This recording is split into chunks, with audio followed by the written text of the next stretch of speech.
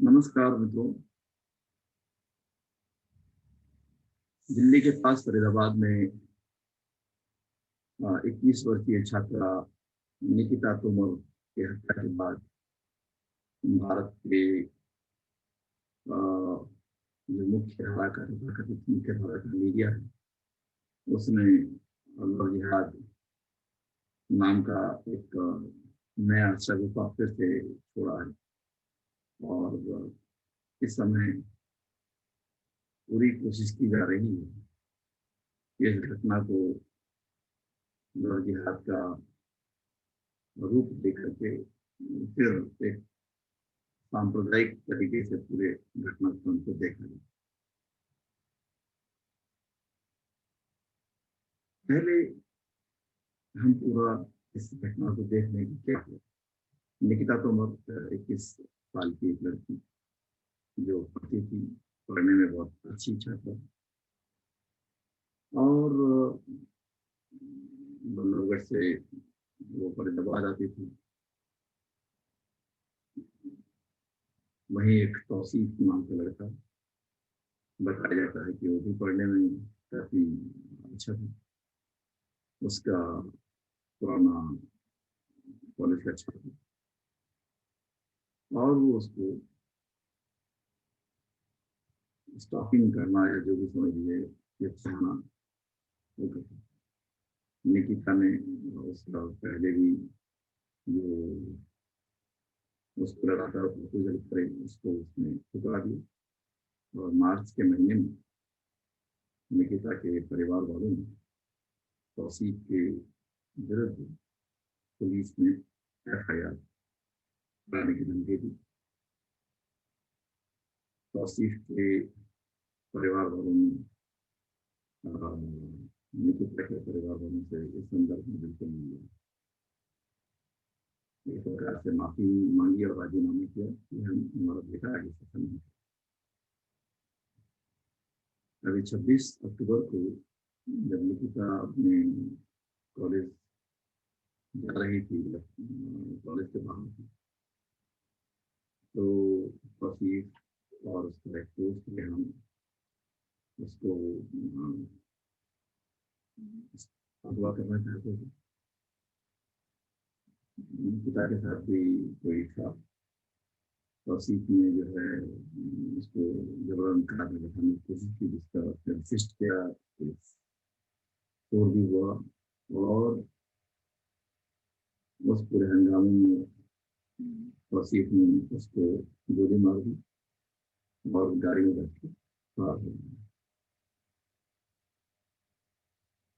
अब ये मामला मेरी दृष्टि में एक अपराध का मामला है।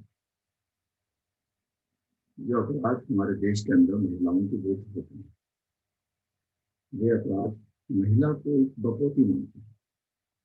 अगर हम कभी भी अपने पूरे इन क्षेत्रों में, खासकर उत्तर भारत के वो भी क्षेत्र में जाएंगे तो स्कूल में पढ़ने वाली लड़कियों के उन लड़कियों को बिना पता चले ही प्रेमी बन जाते। लड़कों में जब छात्रों में जब आपस में बहसें होती हैं तो वो टारगेट कर होती हैं कि ये लड़की मेरी है, ये लड़की मेरी है। और इस प्रकार से बिना बात किए ही इस प्रकार की जिसको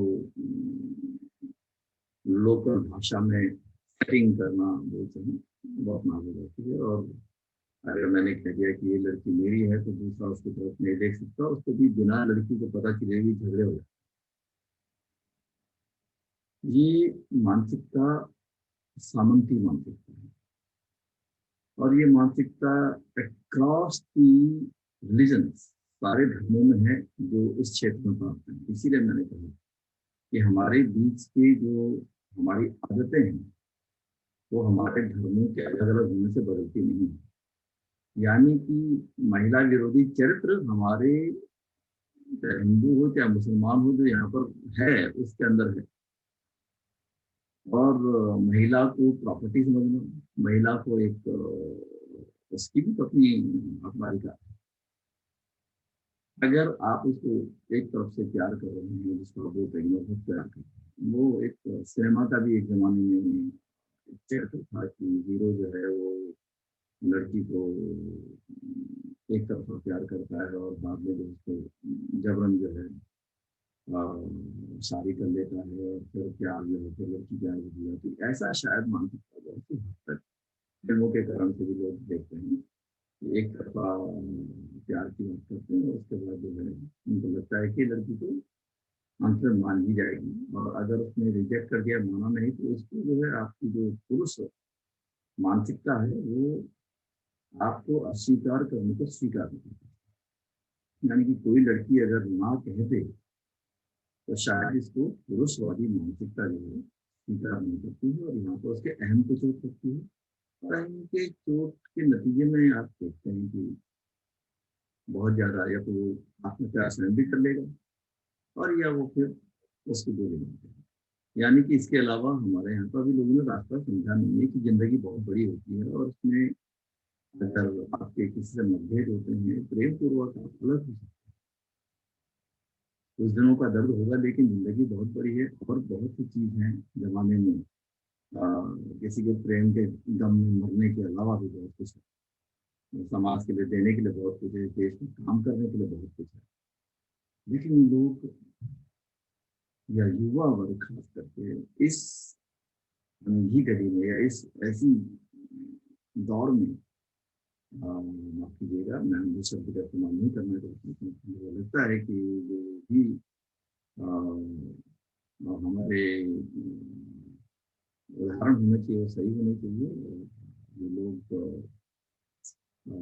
इस पे एक अलग चर्चा हम कर सकते हैं कि हमारे शब्दों का चयन कैसे होना चाहिए, लेकिन मैं जो कहना चाहता हूँ ये कहना चाहता हूँ कि जिस प्रकार का हमारा सामाजिक ताना बाना है वहाँ पर परिवारों को अपने घर से ही अपने बेटों को सुधारने की जरूरत। और सुधारने के मतलब मेरा यही है कि उनको भी आप काम दें, उनको भी आप ये मत समझ के करिए कि वो कोई काम नहीं कर सकते हैं या वो बहुत ज़्यादा हमारे जो है वो मुकसर कर देते हैं, उनकी गलतियों को स्वीकार नहीं करते। और ये आज तक चल रहा है, लोग बेटे जरूर बेटे बेटी को एक मान लेते हैं लेकिन मानते नहीं।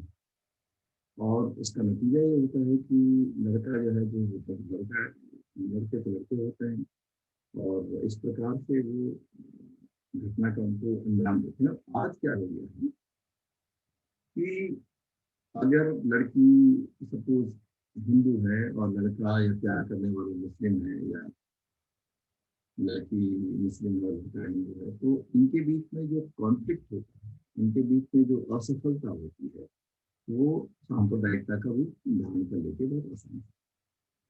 और जैसे तौसीफ वाले केस में जैसे मैंने कहा, अगर तौसीफ ने उस लड़की का मर्डर किया, हत्या की, तो वो अपराधी है और हत्या के उसको मुकदमे चलने चाहिए, जो भी मुकदमा होता है। उस पर मैं नहीं रहूँगा और लेकिन उसको उस पर इसी थ्योरीज डालना, लव जिहाद है, ये सब चीज़ है, तो ये एक बड़ा ही ज़्यादा मतलब मुद्दे से भटकने वाली चीज़। मैं क्यों उसको मुद्दे से भटकाने वाली बात कह रहा हूँ कि जो लोग लव जिहाद कह रहे हैं बहुत ज़्यादा, मैं ये कहना चाहता हूँ कि वो कभी भी नहीं चाहते कि उनके बच्चे अपने विवाह के बारे में स्वयं निर्णय लें। लव जिहाद कह करके वो वही जातिवादी सामंती मनोवादी मानसिकता का परिचय देते हैं। क्योंकि अगर कोई भी व्यक्ति ये बिल्कुल प्लानिंग करके विवाह कर रहा है कि वो मैं इस लड़की से शादी करूंगा और इसको इस्लाम में बदल दूंगा, तो वो मानसिकता कभी सफल नहीं हो सकती है। उस मानसिकता में भी लोगों ने काम किया है, मैं नहीं कह सकता कि ऐसी मानसिकताएं नहीं है। दुनिया के बहुत से देशों में ऐसा हुआ है जब लोगों ने प्लान करके जो है इस प्रकार से अपने काम बनाए हैं। लेकिन मैं ये कहना चाहता हूँ कि तौसीफ कोई दूसरी जगह से आया हुआ लड़का नहीं था, वो उसी क्लास में पढ़ने वाला एक सामान्य लड़का लड़का था। और ये ऑब्सेशन से कहीं नहीं है, ऑब्सेशन महिला को एक बराबरी का दर्जा न दे करके हम उसको एक वस्तु समझ लेते हैं, एक भोग की वस्तु। और हमको कोई पसंद आता है तो हम उसको सोचते हैं कि अब इस लड़की को भी मैं पसंद आना चाहिए। ये नहीं हो सकता। हम उस पर एक तरफा अपना निर्णय लेते हैं कि मैंने इस लड़की को पसंद कर दिया तो मैं इसके पीछे भागूंगा या इसको पटाऊंगा, जिसे शब्द जो यहाँ पर होता है। और उसके बाद अगर उसने उसको रिजेक्ट कर दिया तो फिर मेरी अहम को चोट लगी, उसको गोली मार दी। ये हिंदू भी हो सकता है, मुसलमान भी। अगर कोई हिंदू होता, क्योंकि उनकी तरफ तो मैं शायद राजपूत जाति की हूँ, और अगर उसका कोई ब्राह्मण से होता या कोई दलित से रिलेशनशिप होता तो हम उसी प्रकार के घटनाक्रम में दूसरी प्रकार की बात, और या उस पर कोई इस प्रकार की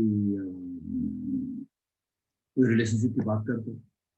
तो मेरा कहना है कि इस देश के अंदर कभी भी परिवार है वो अपनी मर्जी से कभी किसी को नहीं बोलेंगे कि तुम जो है विवाह करो, क्योंकि विवाह जो है एक सामाजिक नियम है, सामाजिक बंधन है। और दो परिवारों की इज्जत की बात है, और इज्जत हमेशा लड़की से ज्यादा जरूरी होती है। तो कुछ चीजें हैं जो बहुत जरूरी है आज के युग में। इसलिए मैं कहना चाहता हूँ, क्योंकि जब आप स्कूल कॉलेजों में जाएंगे, आपके मित्र बनेंगे, चाहे लड़के हों लड़कियां हों, क्योंकि इसमें बहुत सारे लोग ये कहना चाहते हैं कि लड़कियों को ना पढ़ाया जाए, उनको स्कूल ना भेजा जाए, उनको केवल लड़कियों के कॉलेज में भेजा जाए, लड़कों को लड़कों के कॉलेज में भेजा जाए। तो ये बहुत, ये जो एक्सक्लूजन की और आइसोलेशन की जो है शिक्षा होती है, वो तो बहुत हमको बढ़िया नागरिक नहीं बनाती, बल्कि और ज्यादा जो है कुंठाग्रस्तता हमारे अंदर होती है। हमको पता नहीं चलता कितना हम सभी लोग विविध धर्मों के, अलग अलग जेंडर्स के एक दूसरे से ज्यादा बात करेंगे, ज्यादा संपर्क में रहेंगे, ज्यादा नजदीकी से काम करेंगे, तो हम समझते हैं एक दूसरे की भावनाएं। और जैसे जैसे हम पृथक यानी कि गेटवाइज्ड वे में, एक अलग लड़कों के लिए अलग, लड़कियों के लिए अलग, मुस्लिम के लिए अलग, हिंदू के लिए अलग, गोरे के लिए अलग, दक्षिण भारत के लिए अलग, इस प्रकार के हर एक जो कटघरे में एक अलग अलग हम रहना चाहते हैं। उससे जो है संस्कृति के नाम पे जरूर हम दो चार चीजें अपने बचा पाएंगे, लेकिन हम एक बेहतर समाज का निर्माण नहीं कर सकते। भारत जैसा देश इतना बड़ा है, इतना विशाल है, इतने सारे लोग हैं, यहाँ पर इस प्रकार की बात करना भी एक प्रकार से और प्रसिद्ध वास्तव मौका देना है। उसके अलावा तो नहीं। आपकी पूजा पद्धतियाँ अलग अलग हो सकती हैं, पूजा स्थल अलग हो सकते हैं, लेकिन आप एक दूसरे को सम्मान भी दे सकते हैं, और बिना पूजा स्थलों के भी आप काम करते हैं। अब जो युवा है वो आता है और उसका अफेयर होता है। अब हम ये कहें कि ये अफेयर ना हो, तो ये तो असंभव है, क्योंकि जब 20-21 साल का लड़का या लड़कियां एक दूसरे के संपर्क में आते हैं तो ऑब्वियसली उनके आपस में बातचीत भी होगी, प्लानिंग भी करनी, और ये सब चीज होती है। लेकिन इसमें समस्या कहाँ पर आ रही है?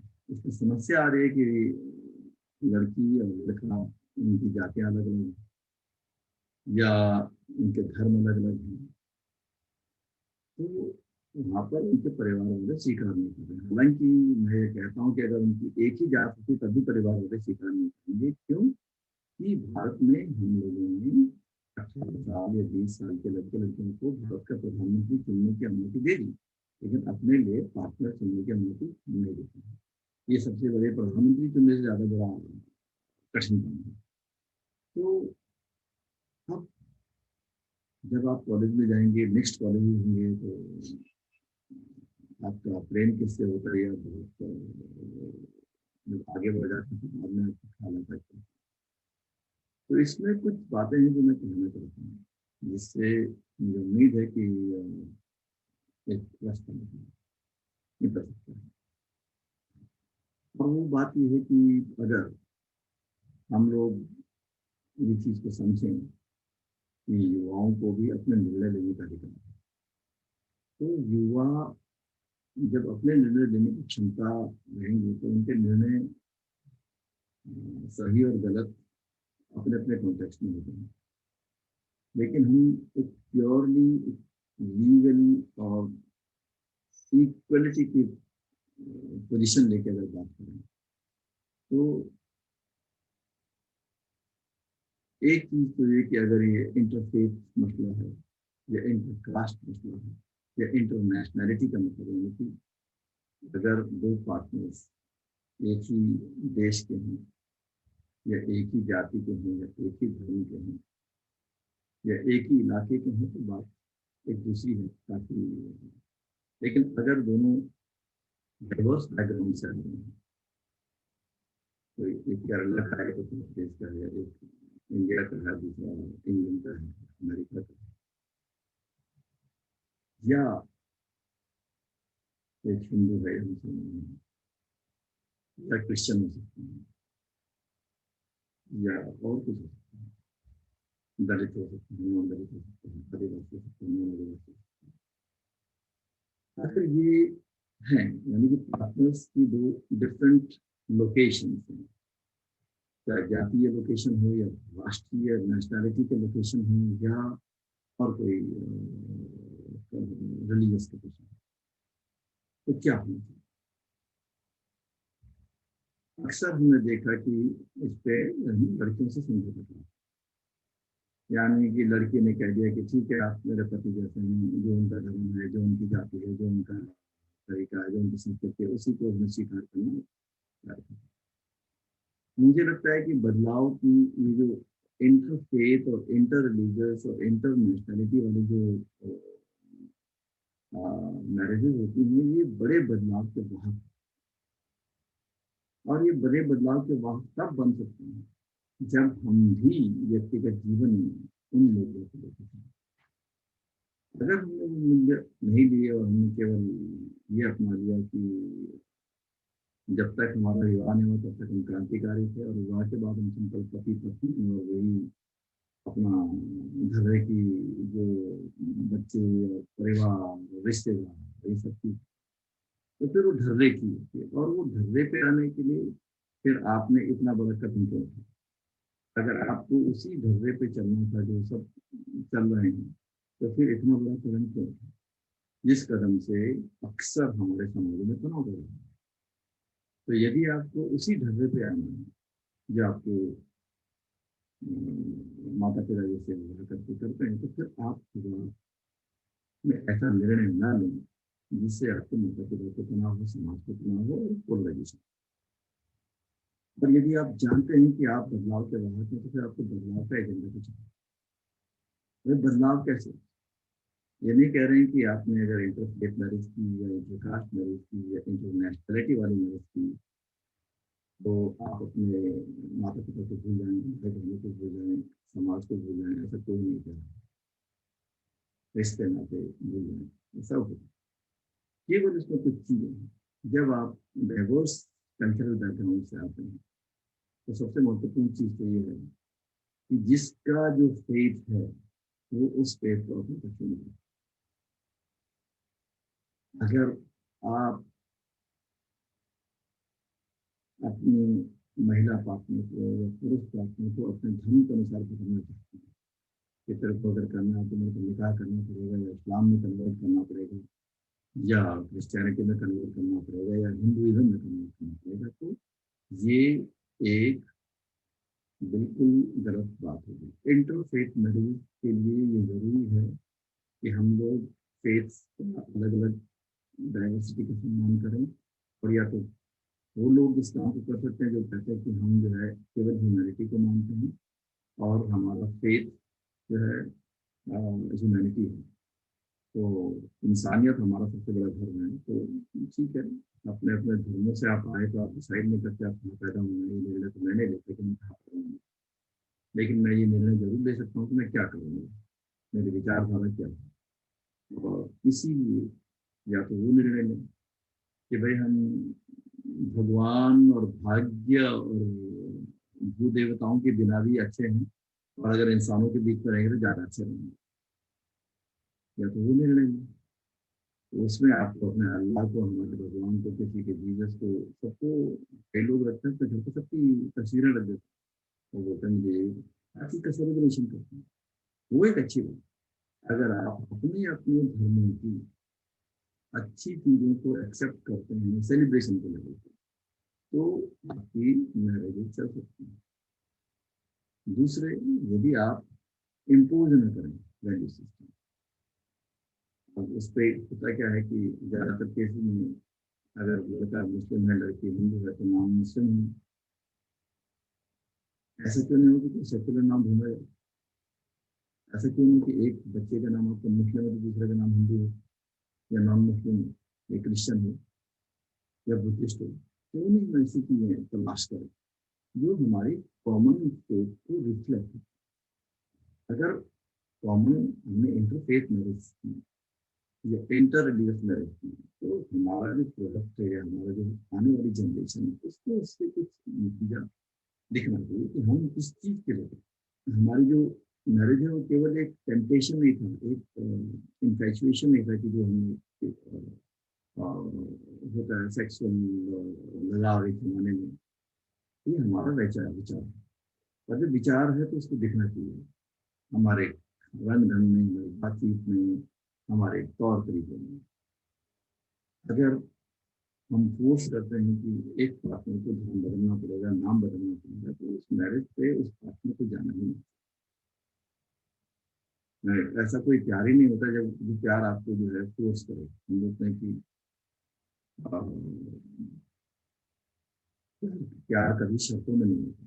और अगर आपने शर्त लगाई कि नहीं भाई मैं प्यार तो करता हूँ लेकिन तुमको तो परिवर्तन करना पड़ेगा, और यही एक मूल जड़ है जो आज हमारे देश के अंदर इतनी परेशानियां हो रही है।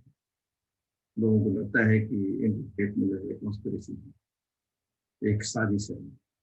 साजिश के तहत जो है वो लड़कियों को बरगलाया जा रहा है और उसके बाद उनको मैं समझता हूँ कि जहाँ भी ऐसा हुआ है वो लोग मतलब इंटरफेथ मैरिज करने लायक नहीं है।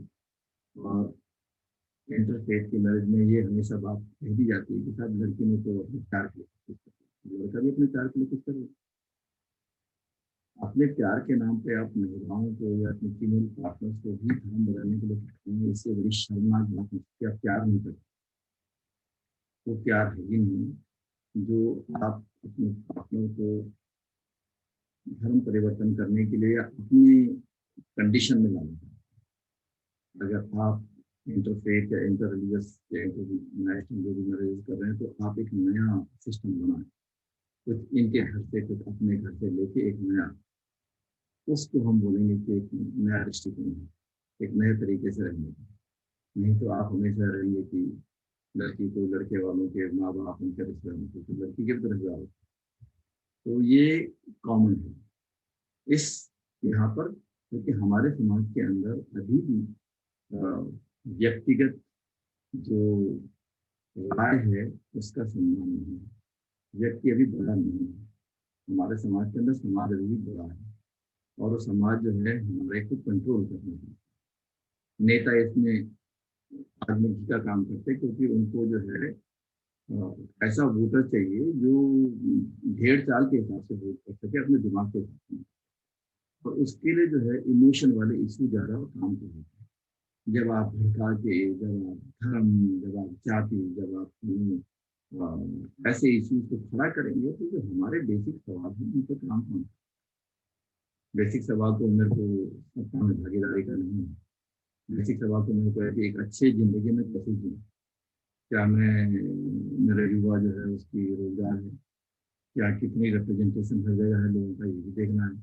लेकिन उससे ज़्यादा इम्पोर्टेंट जहाँ लोग खाने की समस्या है, जहाँ लोगों के पास रहने के लिए छत नहीं है, जहाँ पर पहुँचने के लिए रोड नहीं है, जहाँ अस्पताल नहीं है, जहाँ अच्छे शिक्षक नहीं है, शिक्षा संस्थान नहीं है, उस देश के अंदर हम जिन्होंने दूसरी किस्म की बात।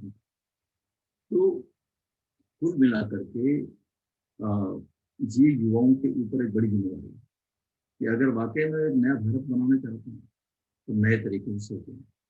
और नया भारत में क्या है, हमें कोई कॉन्स्पिरेसी करना है तो भाई कोई मिलने वाला नहीं है।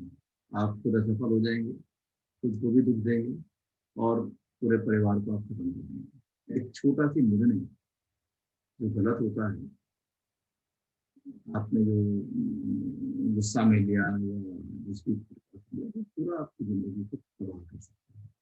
और आपके अलावा पूरे जो आपसे ज्यादा जो है जिनको राजनीति करनी है वो उस पर जंप कर जाते हैं, वो आप जब ठीक ठाक रहते हैं तो उस राजनीति में कभी नहीं होते। लेकिन जब आप एक निर्णय होता है तो उसमें वो राजनीति करने वाले अपना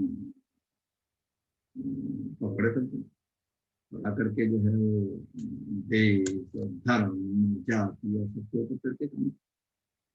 तो ऐसा मौका न दो जो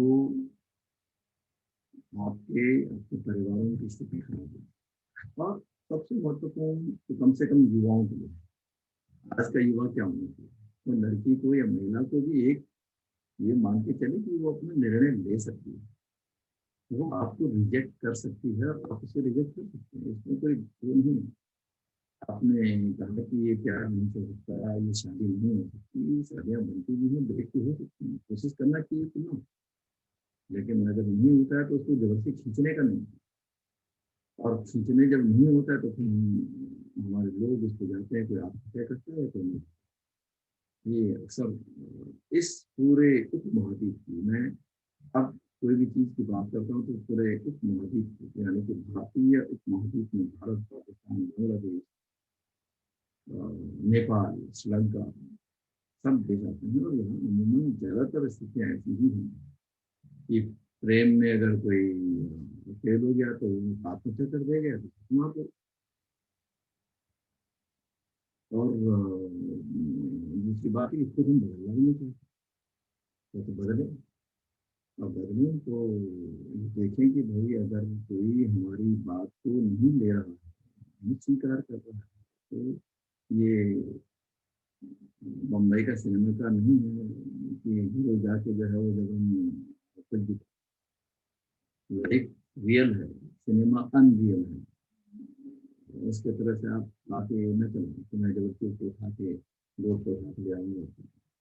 ये स्टॉकिंग है और ये क्रिमिनल है और इसकी उनको निंदा करनी चाहिए। इस पे आप जिस तरह से मीडिया जंप कर रहा है पूरे साजिश को लेकर के, मैं समझता हूँ कि मीडिया का काम होना चाहिए कि वो जो घटनाक्रम है उस पर एक सार्थक बहस लगाए। और दूसरी बात यह है कि इन्वेस्टिगेटिंग एजेंसी को अपना काम करना है।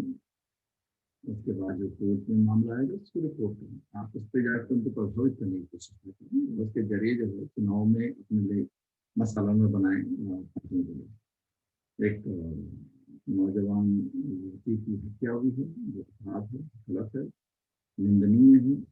और उसमें कोई इफ एंड कोई गलत नहीं है। जो अपराधी है उसकी जो भी सजा होती है कानून के मुताबिक वो मिलनी चाहिए। और इस घटनाक्रम से हमको यही सबक सीखना है कि दो व्यक्ति के अपराधी को आप पूरे समुदायों तक मत लाइए, आप पूरे समुदायों को एक दूसरे के खिलाफ मत खड़ा कीजिए।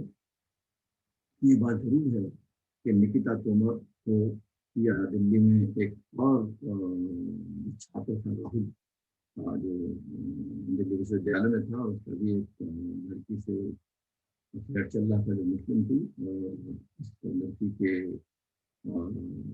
माता पिता ने उस लड़के की हत्या की है। तो इससे कई बार जो है ये ऐसे लोग माहौल खड़ा करने की कोशिश करते हैं कि सर आप ये जो है तो बात यहाँ पर केवल इस चीज़ का हो रहा है कि हमारा समाज इन चीज़ों को स्वीकार नहीं कर रहा है, चाहे मुस्लिम हो चाहे हिंदू हो।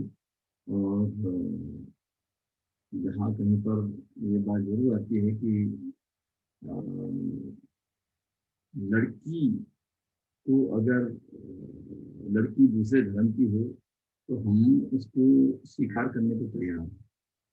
और लड़की अगर दूसरे धर्म की नहीं, मतलब लड़का अगर दूसरे धर्म का है तो हमको उसमें परेशानी, यानी कि जैसे राहुल के केस में राहुल हिंदू या सपोज की ये दलित है और जो जिसकी हत्या हुई दिल्ली यूनिवर्सिटी का जो छात्र और उसकी लड़की मुस्लिम थी, तो वहाँ वो